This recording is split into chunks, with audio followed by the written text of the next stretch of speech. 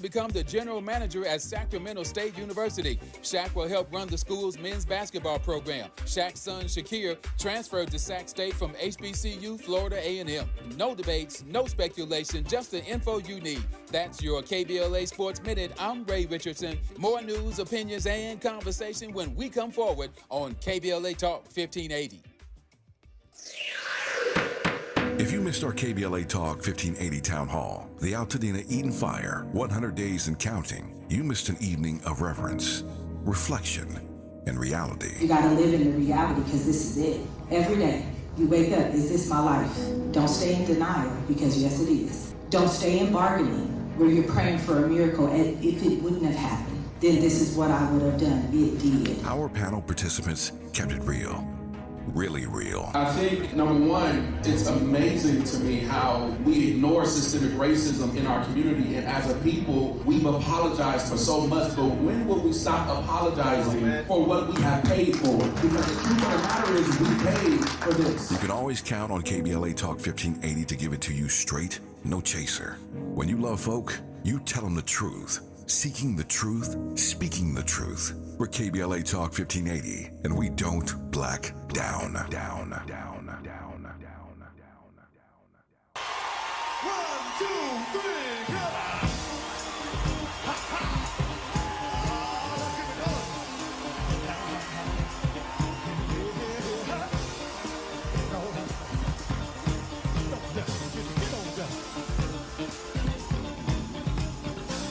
I'm gonna try to keep it coming.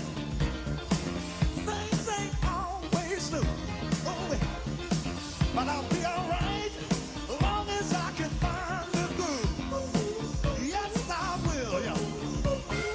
Somehow I know that I can make it. You seem to like my style. Don't you worry, I'm gonna be around a while. Yes, I will. I'm just happy to see you talk to me back in style again. Live from historic Leimert Park in Los Angeles, California, I'm Tavis Smiley, and I'm so glad to see you and me back in stride again.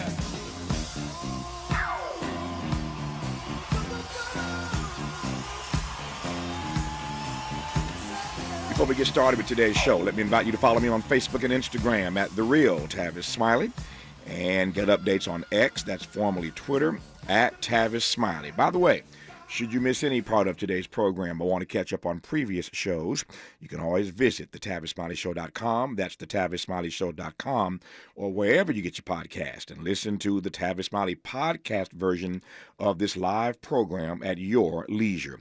Another great show on tap for you today. In our second hour, 2 conversations. Up first, the CEO of the Joint Center for Political and Economic Studies, Dietrich Asante Mohammed, compares the Reagan era to the Trump years and ask, what is the future of the black middle class, and how does black America navigate forward in spite of some pretty fierce opposition? I am anxious to hear his analysis and his conclusions on the top side of hour 2. On the B side of hour 2. Why are we challenging this budget, and why today are we focusing on women and children and federal workers and health care? Because in the United States, 43% of the women and almost half of children are poor and low income.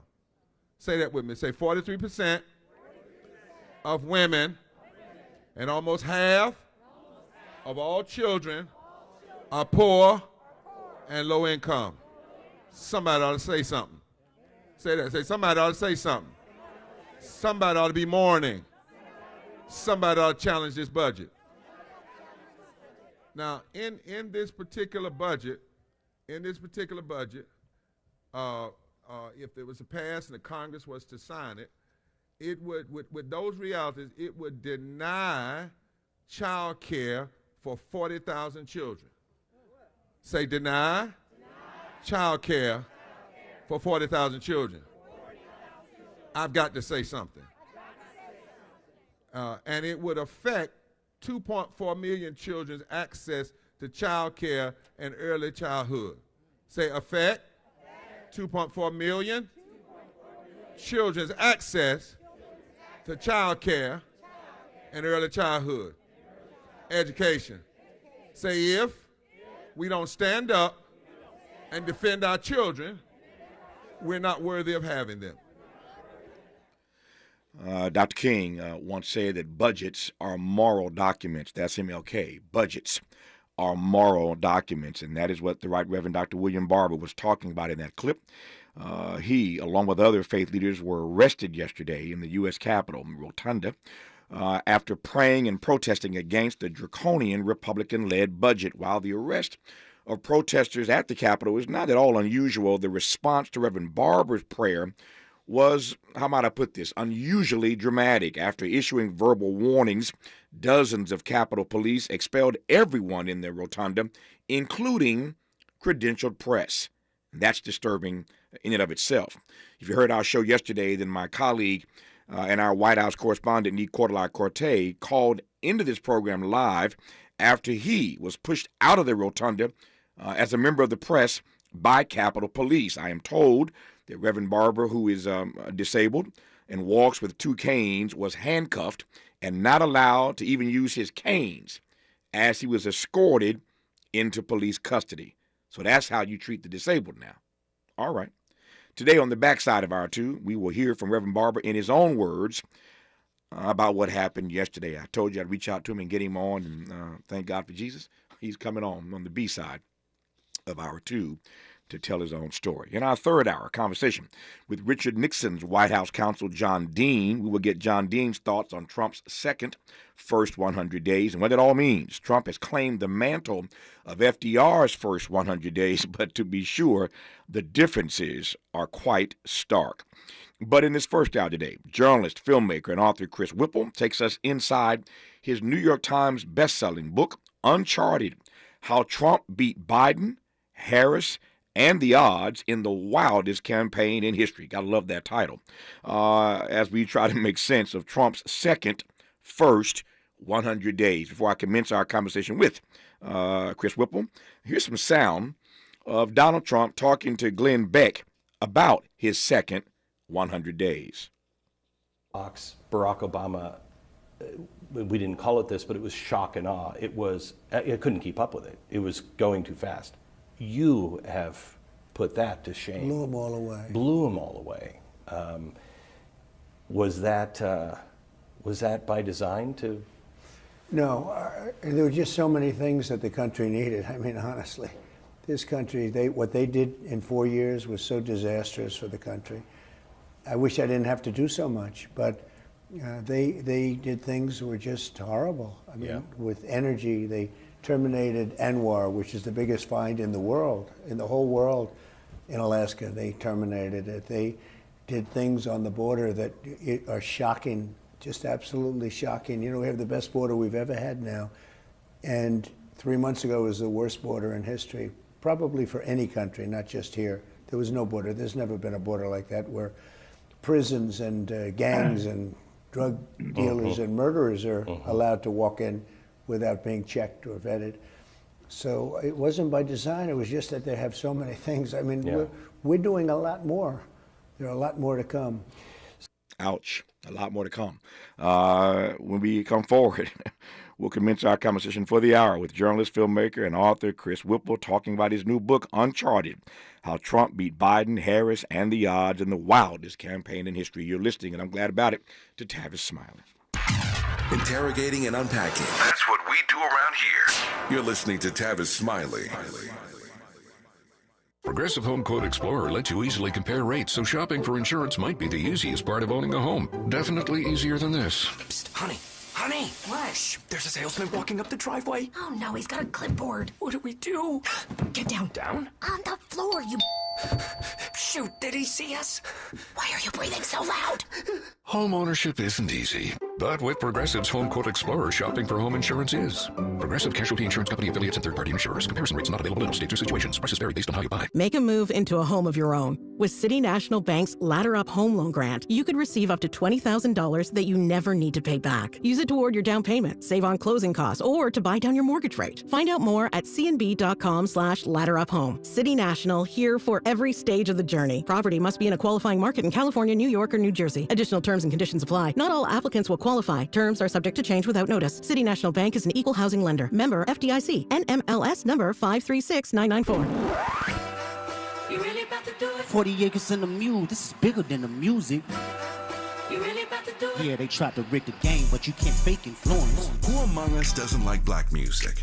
But Kendrick is right. This moment is so much bigger than music. These are serious times. We've got serious problems, and we need serious people who understand that slogans are not solutions. When you want substantial and sober analysis about things that matter to you and the ones you love, this is where you turn.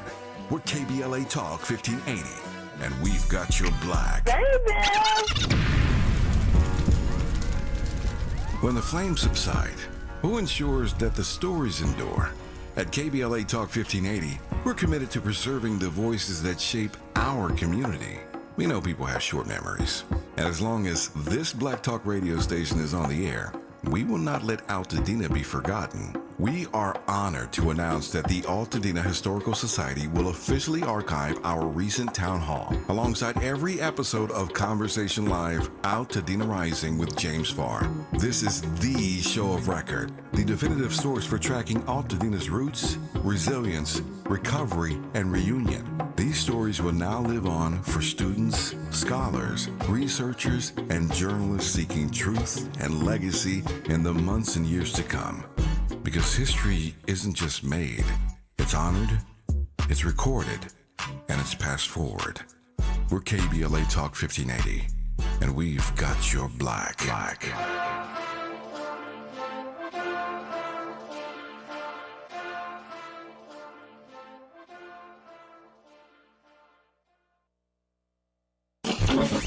Freedom is an endless meeting. So let's get back to it with Tavis Smiley.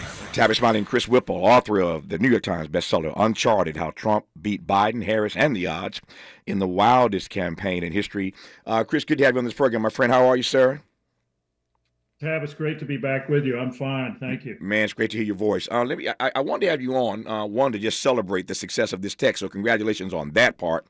No surprise to me that it jumped to the top of the bestseller list, so kudos on that. But I wanted to have you on because I said on this program yesterday, it's easy to talk about the first 100 days, but it needs context. I'm thinking about my friend Jesse Jackson Sr., who said many years ago that content without context is pretext. That's Jesse, y'all. The content without context is pretext. So we're talking about the content of these first 100 days, but that content requires some context. And so enter Chris Whipple into the conversation to tell us how we got here in the first place. Take it anywhere you want to take it, Chris, and I'll jump from there. Well, as you know, it was a wild and strange campaign. We all lived through it, but it was even wilder and stranger behind closed doors. I can tell you. When I think about this phrase "shock and awe," the irony is just so rich here because, first of all, that's just a really unfortunate phrase for anybody who knows any history, since it echoes the early days of one of the great disasters of our time, the Iraq War, just for starters. And beyond that, shock and awe, we can talk about this, at greater length, but shock and awe is no recipe for effective governance. They're shooting at everything that moves is not a formula for progress or effective governing, and we can get into that. But my book, Uncharted, as you point out, is really the story. I mean, it's the political story of the century. It's a Shakespearean story with twists and turns and betrayals. And I hope it helps to explain how we got here.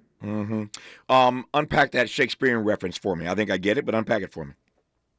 Well, part of it is the final days of Joe Biden. I mean, Joe Biden was a consequential president, a guy who came into office, pulled the economy out of a free fall, managed the pandemic effectively, not without flaws, but effectively, passed more bipartisan legislation than any president since LBJ, cut childhood poverty in half, rallied NATO to face down Vladimir Putin in Ukraine. And yet, in the end, he's a tragic figure, in my view, because he and his inner circle and the rest of the Democratic Party, frankly, failed to see clearly what so many of us could see from afar. 77% of Americans knew it was time to take the car keys away from Joe Biden. But his 11th hour abdication, which left Kamala Harris with only 107 days, a really short runway to run against Trump, was in the end a tragedy, I think. Yeah. You said a lot there that's worthy of unpacking before I push forward. Let me start with this. What's your reporting suggest to you? What are we going to read in this book that helps us understand why the abdication took place in the first place? Joe Biden, said a number of times on his way to the White House that he essentially would be a one-term president and would step aside. I like your word abdication. Unpack the abdication for me, how that came to be. Yeah, let's start with that so-called pledge by Joe Biden. He said it on a stage in 2020, and Kamala Harris was on the stage when he said he would be a quote-unquote bridge to a new generation. Yep. That was never the plan. Now, maybe this was just a Joe Biden being Biden and saying something off the cuff. But I can tell you, having spoken to almost his entire inner circle, and I got to know them pretty well, that there was never, the plan all along was for Biden to run for re-election come hell or high water. I spoke to his best friend, Ted Kaufman, who took Joe Biden's Senate seat when Biden became VP for Obama. Kaufman, who knows him better than anybody, said, you know what? We never had a conversation about that, about handing the baton to someone else. You run for president, you win, you run for re-election, period. Yeah. So it begins with that. And then, of course, in the end, the mystery at the heart of my book, and I don't think it's as simple as a quote unquote cover up or as Karl Rove puts it, a gigantic conspiracy where everybody knew that Biden was non-compos menace. I think it's more interesting and nuanced than that and stranger than that, because some of Biden's inner circle managed to just delude themselves into thinking this guy could win. That delusion is born of what? Well, a number of things. Partly it's hubris. Partly it's the fact that in 2020, everybody ruled Joe Biden out and pronounced his political obituary. Remember, he finished 4th in the Iowa caucus. He finished 5th in New Hampshire. Everybody said he was done. The Biden campaign, from that moment forward, really convinced themselves that we're misunderstood. Everybody's always discounted Joe Biden. Nobody's ever given him a fair shake. We know better than you do, essentially. So there was a good bit of it was that. I think part of it was also Biden and his inner circle thought that Kamala Harris couldn't win. Yeah. I think that was part of it, a big part of it. And then finally, I think it was, again, this delusion is, you just wouldn't believe it. I mean, we can talk about how Ron Klain described, Biden's, who was in charge of debate prep, described those days at Camp David before the debate and just how out of it Joe Biden was, and even how during the debate they somehow convinced themselves, the inner circle, that Joe Biden was somehow winning. It sounds crazy, right? But yeah. And then of course there's long-winded answer to your question. I'm almost done. But there is in that rarefied air of the West Wing, as Bill Daley put it to me, you're in the bubble. You cross the Rubicon. Somebody else described it to me as a magnetic force field where there's powerful pressure to protect the president at all costs. So look, maybe they were in it to stay in power. There's a lot to explore here, and I hope readers will pick up the book and make up their own minds. So that diluting of themselves, so they delude themselves, and that leads to the gaslighting of all the rest of us. The diluting leads to the gaslighting. Talk to me about how all the rest of us were gaslit for months on end. Yeah, no, it's absolutely true. Bill Daley, who was Barack Obama's second White House chief, as you remember. Sure. He's been around the block. He really knows the Democratic Party, and he's a straight shooter. That's what I love about Daley. He just doesn't pull any punches. And he told me that he said nobody in the party had any freaking begins with a B, ends with an S. Yeah. He was, the word went out essentially to anybody who dared to suggest that Biden was too old or challenge him for the nomination, that if you go out and you challenge him and you beat up on him and you weaken him and he loses to Donald Trump, your career is over and you are finished for all time. So, this, as we all know, the old expression, politics ain't beanbag. That word went out and people heard it. Yeah. You and I had to talk offline about this one day, but I was at the DNC covering, of course, the convention, Kamala Harris's convention in Chicago. And it wasn't planned this way, but I ended up having dinner one night on the second night of the convention. One of the most fascinating dinners I've ever had, and I've had a number of fascinating dinners in my career. But it was Cornel West while he was still running for president as an independent. So at the table are Cornel West, my friend and brother, my other friend and brother, Father Michael Flager of St. Sabina in Chicago, Tavis Smiley, and Bill Daley. And it was the most fascinating dinner.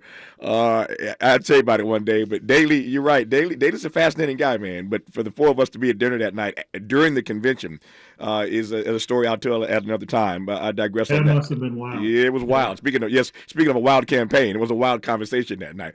Let me circle back to this to your comment about Bill Daley and Ron Klain.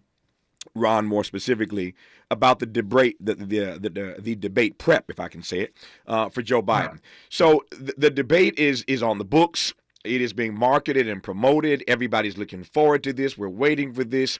It's going to be high network drama, and Joe Biden is faltering miserably in debate prep. But at this point, they really have no option, unless I'm missing something. It's clear he's not ready for this debate, not going to be ready. But again, the word is out.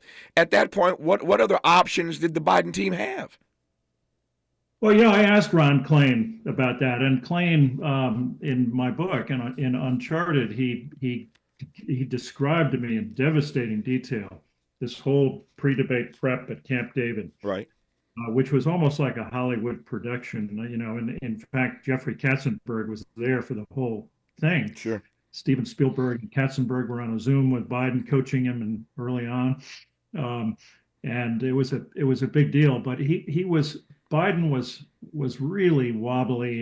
Klain was shocked, and not just by how exhausted he was, but he was out of it. He didn't understand. He didn't understand the back and forth between his campaign and Trump's. At one point, he was obsessed with the foreign leaders, couldn't really explain what he wanted to do in a second term, wandered out to the pool in the middle of the session, sank into a lounge chair, fell sound asleep. I said to Klain, how could you send this guy out onto a stage with a street brawler like Donald Trump? Yeah. Looking at his condition. And Klain said, words to the effect of, it just wasn't politically feasible to cancel that debate. The number one issue, the only issue really in the campaign at that point was Biden's age and mental acuity. And canceling that debate would have sent a signal. I mean, it would have been an admission in their view that he wasn't up to it. And they, remember, the other irony here is that It was the Biden campaign's idea to have this debate so early, early in June. Yeah. It was a risky proposition. You got, and you know, the Trump campaign accepted, but it was a Hail Mary pass in effect. They were hoping for the State of the Union Joe Biden, that he would show up. Yeah. And they got the opposite. They got a guy who froze, as we all remember. I always I'm always bothered, Chris, by these, comparisons to Joe Biden at the State of the Union. And this is basic. I mean, it's 101 in my business. But I guess I think everybody else knows this. Maybe they don't. And I've been at this for 30 plus years. But a debate is different than a speech. Exactly. It's not the same thing. In a speech, he's reading a teleprompter. So unless his eyesight goes bad, or unless the teleprompter goes down, and if the teleprompter goes down, I mean, you watch presidential speeches, the good ones have paper in front of them, and they turn the paper as they read the teleprompter. In fact, on the teleprompter, as you're reading, it says turn the page. Why does it say that? You turn the page as you're reading, because if the teleprompter goes down, you can look down at the page and at least you're on the right page. All you got to do then is find what paragraph you're in, but you turn the page as you're reading the prompter because the prompter instructs you, again, to turn the page. So standing up and giving a speech where you're interrupted 1,000 times with applause that gives you a chance to catch your breath, to reset, to find where you are, is different than being in the heat of a debate. So when people say they expected the State of the Union, Joe Biden, you weren't going to get that anyway, Chris. Yeah, no, it's a very different animal, as you know. Yeah. The debate. And the amazing thing, extraordinary thing about the debate was that it was about 12 minutes in, it was already a disaster. But 12 minutes in, he was asked a totally unrelated question. He froze in the headlights. Sure. He looked lost. And then he finally stammered, we finally beat Medicare. Yeah. Remember that moment? I remember it, yeah. At that moment, Trump's campaign manager, Chris LaCivita, his co-chair, turned to his colleague, Susie Wiles, and Tony Fabrizio, their pollster, and he said, he's gone. He's out. It's over. Yeah. They knew. Yeah. They knew. The Trump campaign knew that Biden it was over for him. I think most Americans watching on television realized he couldn't recover from this. The only people who didn't think so were Biden's inner circle. And to show you how delusional some of them were, Anita Dunn, the senior advisor, was watching a focus group, a dial group, so-called, because they turned dials up and down to register their reaction. And because a lot of them turned their dials down toward the end of the speech when Trump was saying outrageous things, she convinced herself that they'd picked up votes, that Biden had won it. Yeah. I mean, how delusional can you get? Yeah, put down the crack pipe, Anita Dunn. And I've had other instances and moments with Anita Dunn where she just missed it by a mile, but I'll leave her alone for today. When we come forward, I do want to ask this question before I push to some other issues here about, again, this is important for us to understand how we got here. We've been talking about the first 100 days or the first 100 days. We'll do more of that in this hour and in the show today. But I wanted to, again, just remind us how we got here. And there's no better person to explain that than Chris Whipple in his new book, Uncharted, How Trump Beat Biden, Harris, and the Odds in the Wildest Campaign. But I'm curious. We would never know, obviously, but I'm curious to get your take, Chris, when we come forward, as to what might have happened when Ron Klain says it was just politically not feasible. The president, could have said he was sick. Could have said he had the cold, he had a flu, and wanted to reschedule. Now, again, he's old, and people would have used that against him, but I don't know that his saying that he was sick with the flu or something, because that's what they suggested the next day. The president wasn't feeling well. I don't know that would have been any worse than the shellacking that he took in that debate. And I'm just curious as to what you think might have happened had he just, said, we can't go right now because the president is sick. Not that it would have gotten better somewhere down the road, but I am curious about that. We'll do that more when we come forward on Tavis Smiley. For all the freedom-loving folk, this is Tavis Smiley. I feel like freedom.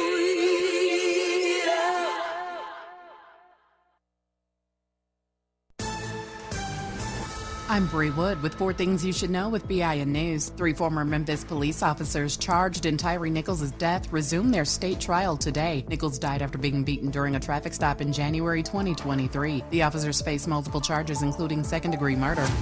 The Philadelphia Eagles visited the White House Monday to be honored for their big game victory. Quarterback Jalen Hurts was among some players who did not attend the ceremony, reportedly due to scheduling conflicts.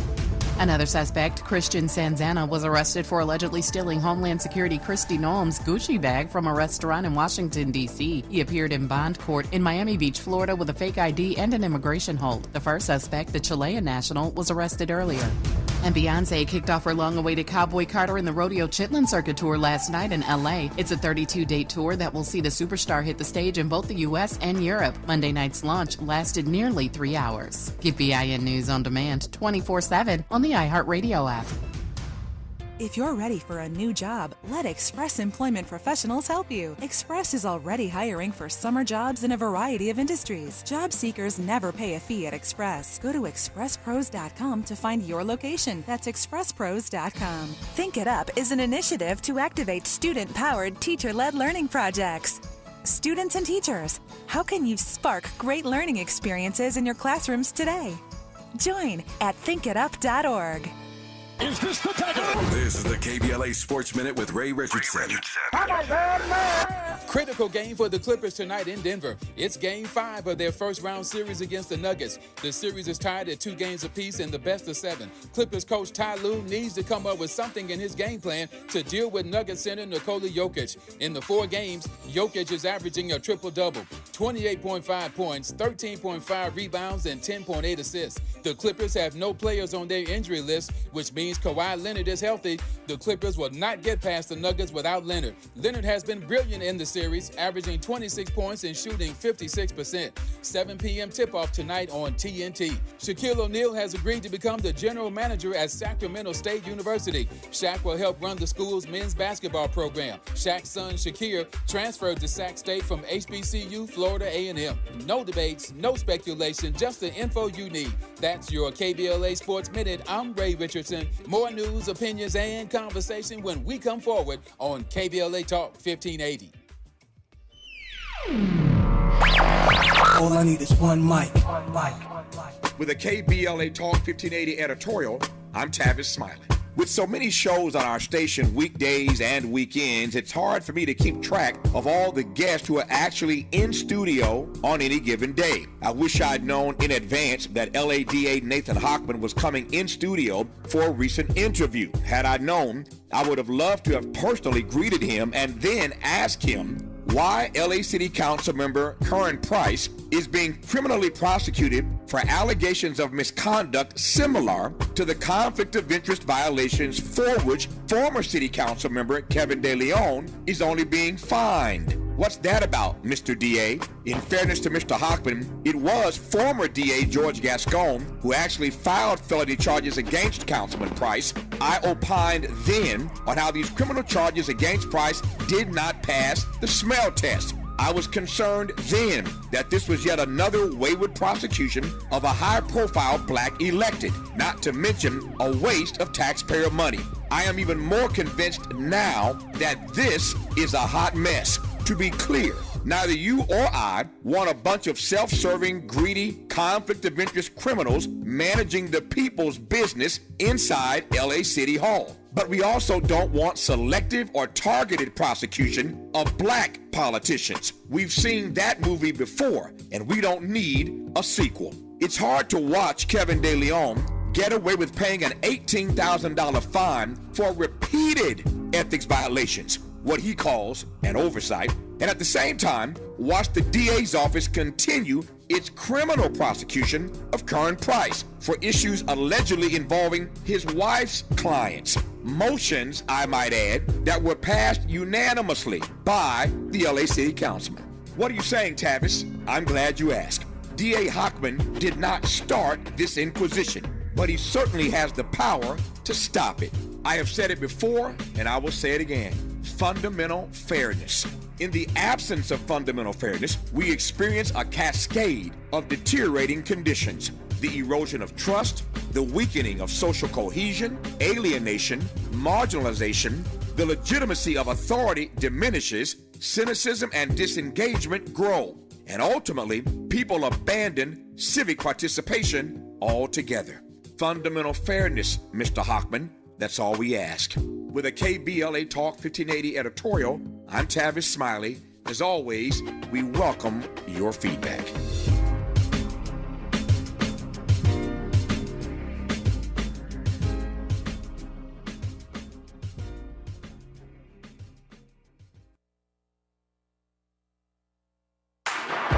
Less monologue, more dialogue. Tavis Smiley continues right now. It does indeed with Chris Whipple, our guest in this hour, journalist, filmmaker, author of the New York Times bestseller, Uncharted, How Trump Beat Biden, Harris, and the Odds in the Wildest Campaign in History. All right, Chris.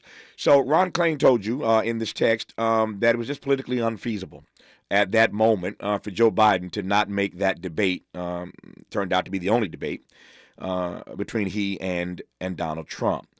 But have you thought about what might have happened had they said he was sick and he wasn't feeling well? Because he wasn't. We were told later that night, and they had just said he can't go now, but he'll go at a later date. What might have happened? In other words, would that have been any worse than what we saw?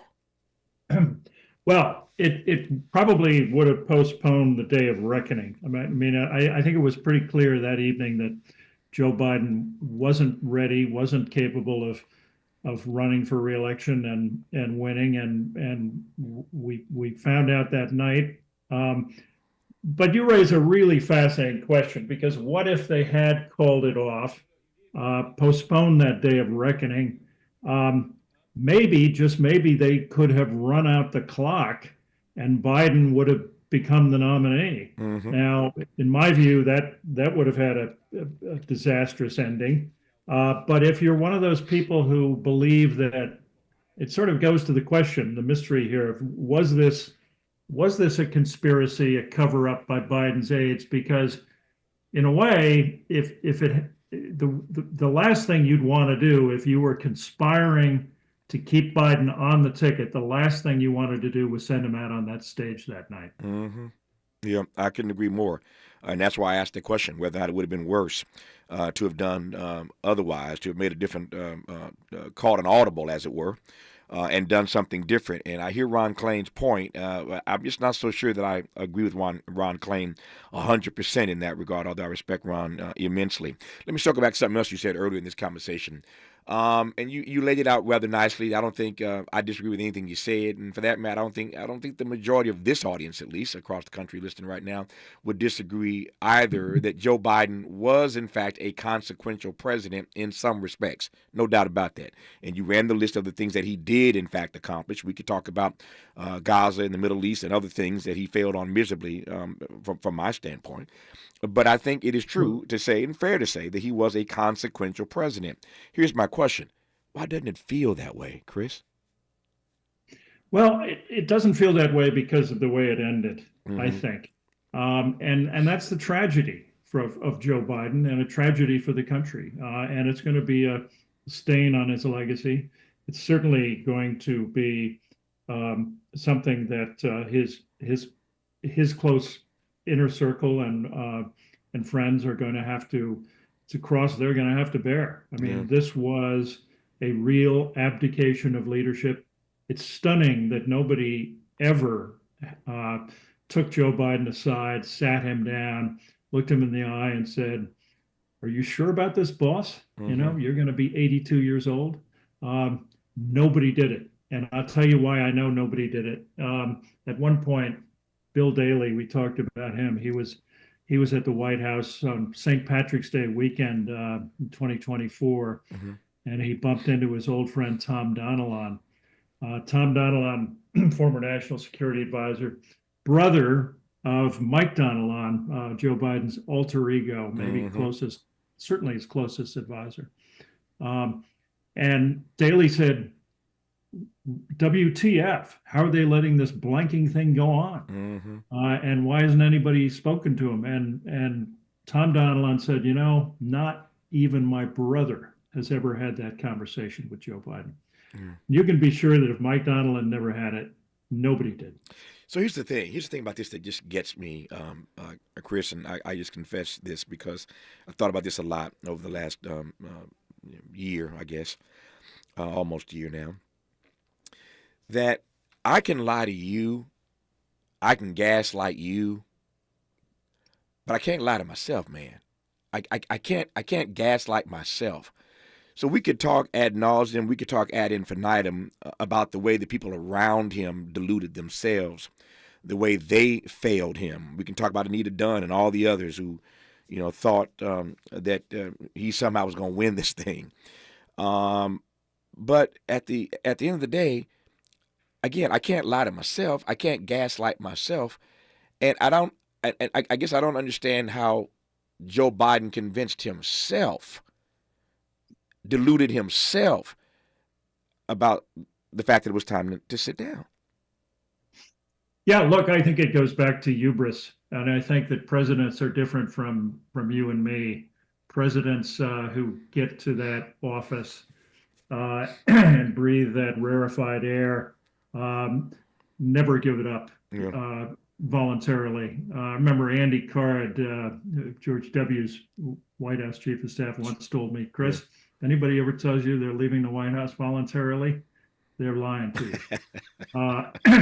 And maybe it's happened. My pal, David Hume Kennerly, who was Gerald Ford's White House photographer, said he left voluntarily. He didn't mind leaving after 4 years when Ford lost the election. But for 99.9% of those people, they don't want to go. So that's part of it. I get it with Joe Biden. I don't get it with some of these aides who were paid to be clear-eyed and to tell the president what he needs to hear, even if he doesn't want to hear it. And Ron Klain, you and I both like Ron Klain. I have tremendous respect for him. I think he was a very effective White House chief of staff. Mm-hmm. But how do you square the Ron Klain, who was so savvy and who saw the shape that Biden was in during that pre-debate prep and then witnessed the disastrous debate itself? How do you square that guy with the other Ron Klain, who 3 weeks later was fighting a private behind closed doors battle to keep Joe Biden on the ticket? Mm-hmm. He thought he could just rally the progressives and walk out on the White House lawn and keep him on the ticket. How did Ron Klain convince himself that that was a good idea? I don't know. That leads me to this question, so I'm glad you went there. What does this book say to us? What does your research say to us in this book, Uncharted, How Trump Beat Biden, Harris, and the Odds in the Wildest Campaign in History? What's it say to us about power? And I'm not coloring that question any more than that. What's the takeaway here about power? Well, what I think it's if the book succeeds as I hope it does, I think it again poses this mystery at the heart of that campaign, which is why? Why was this a conspiracy? Was this a quote unquote cover up? There's another book coming out late next month by Jake Tapper and Alex Thompson that argues that this was a classic cover-up. I think it was more complicated than that. Mm-hmm. And I think, but power is, as I think Henry Kissinger once said, the ultimate aphrodisiac. Yeah. And it's what my friend Jack Watson, who was Jimmy Carter's last chief of staff, meant when he said that being in the West Wing is like being in a magnetic force field, that gravitational pull that is very powerful, and that compulsion to protect the president at all costs. So I think it tells us a lot about power. Yeah. So that's in part how we got here. Once again, the book is called Uncharted, How Trump Beat Biden, Harris, and the Odds in the Wildest Campaign in History. Now we are in Trump 2.0, and he has declared that he runs the country and the world, and yet a majority in a new NBC poll disapprove of Trump's job as president at the 100-day mark. We'll talk about that part when we come forward with Chris Whipple on Tavis Smiley. From Leimert Park with love, this is Tavis Smiley. Robinhood Gold members can now enjoy the VIP treatment, receiving a 3% IRA match on annual retirement contributions. With Robinhood Gold, the perks of the high net worth are now available for any net worth. The new gold standard is here with Robinhood Gold. To receive a 3% boost on annual IRA contributions, sign up at Robinhood.com/gold. Investing involves risk. 3% match requires Robinhood Gold $5 a month for 1 year from first match. Must keep funds in IRA for 5 years. Go to Robinhood.com/boost. Robinhood Financial LLC member SIPC. Gold membership is offered by Robinhood Gold LLC. We asked seniors how to prevent Medicare scams. My best advice, if you get a phone call, do not talk to the person. These people are well trained. Don't talk to them. They don't know me. They're just trying to scam me. Don't be fooled. Hang up. Just hang up. Never give out your Medicare number. They're going to get your number to put in a false claim. If I get a call from someone, I don't pick up the phone. And should I pick up the phone and they ask for information, then I hang up. How do you detect Medicare fraud?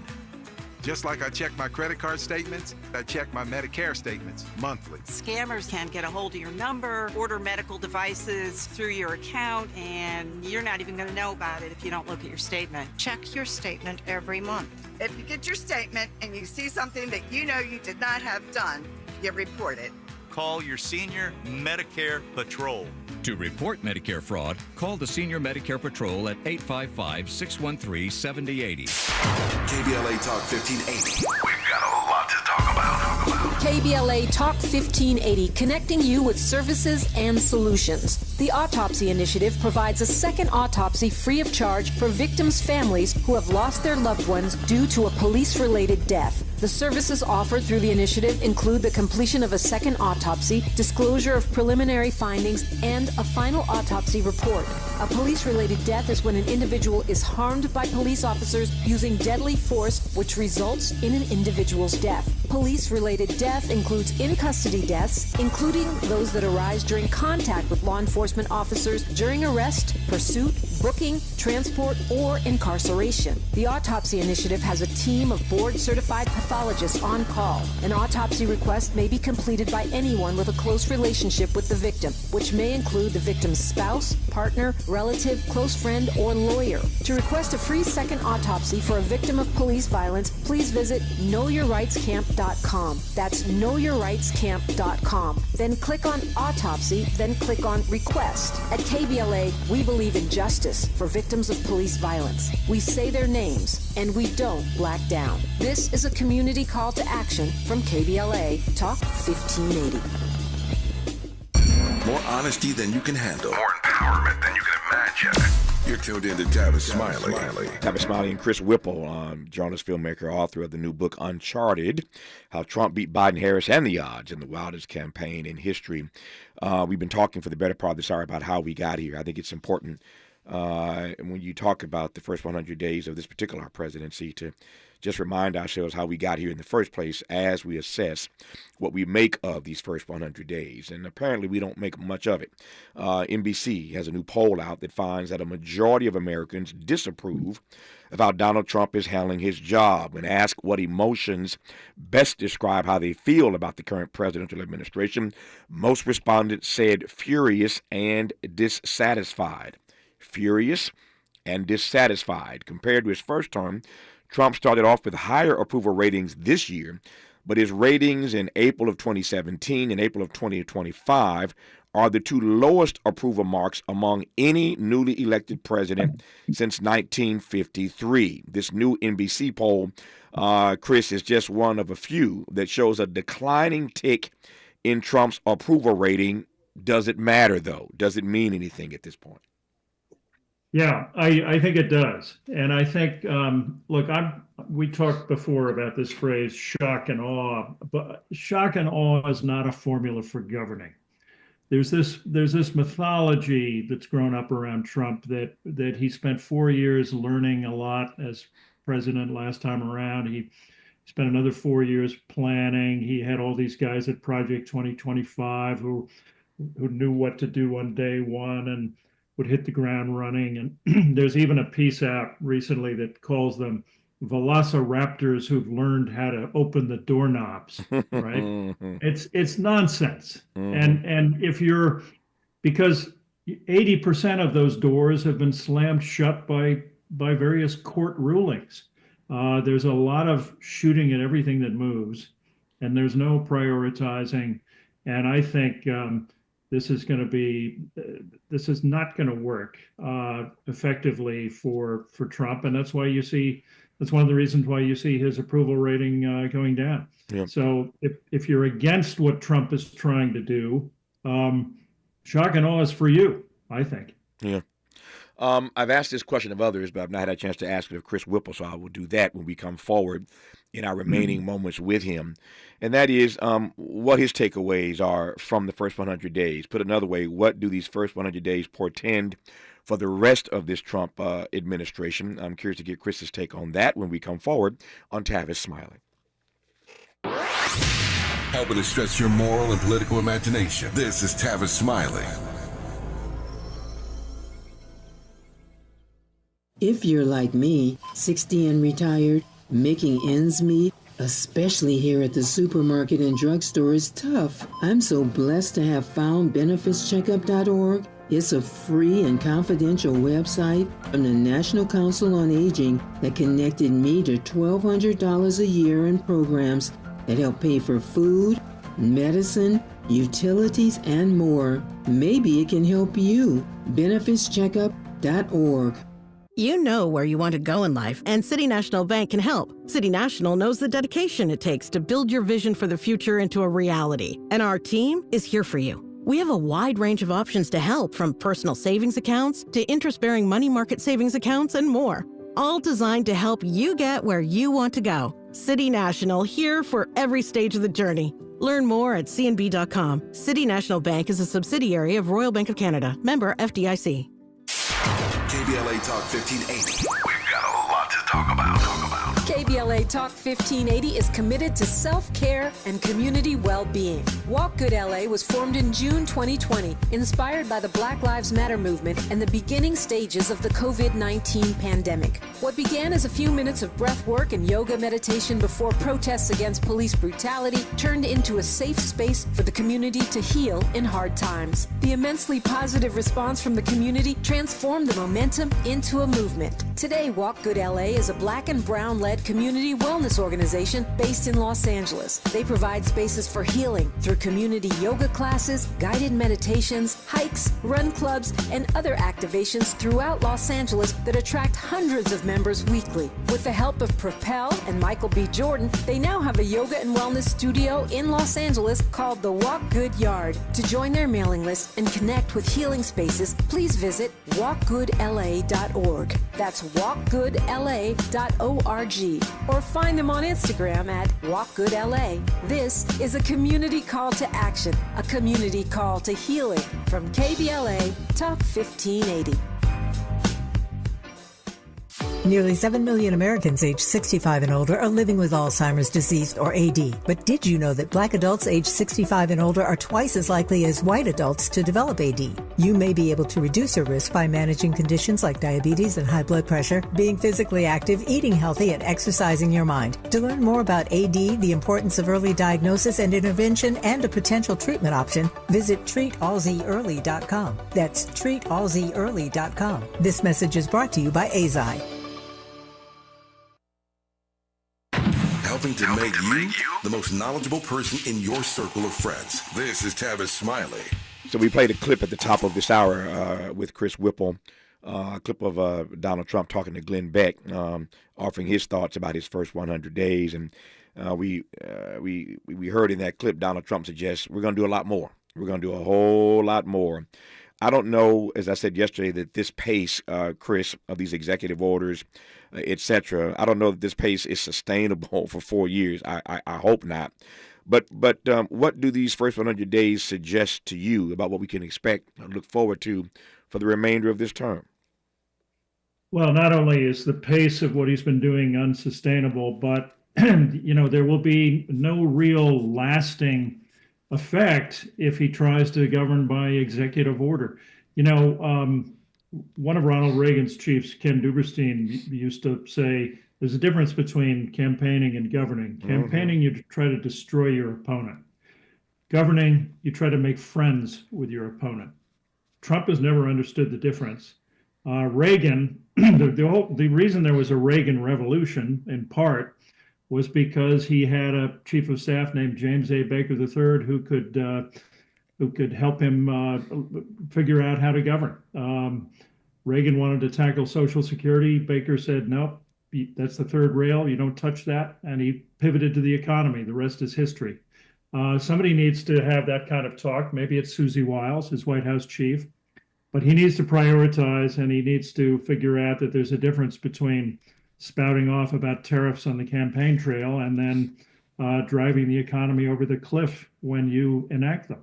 You make me think of something now that I've noodled on before, but I want to just have this conversation with you briefly here in the 3 minutes I have left. So maybe, just bear with me for a second here.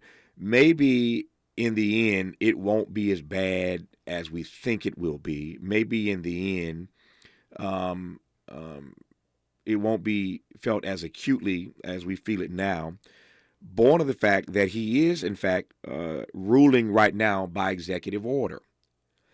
An executive order is very different than Congress, putting stuff on the books that may be more difficult to undo. Not to mention your earlier point of the courts slamming 80% of these doors that he's trying to open anyway. So as long as he keeps this thing up, ruling by executive order, comparatively speaking, maybe that ain't the worst thing for all of us, if that makes sense, Chris. No, I think that's absolutely true. And I think that if he wants to, if he wants to have a Trump revolution, as opposed to shock and awe for 100 days and no lasting changes, then he should keep doing what he's doing. Yeah. If he wants to really make lasting change, he really needs to find somebody who can help him figure out how to govern. You can't do that by executive order. And that's why I say I think that somebody needs to sit down with him and really close the door and tell him what he doesn't want to hear.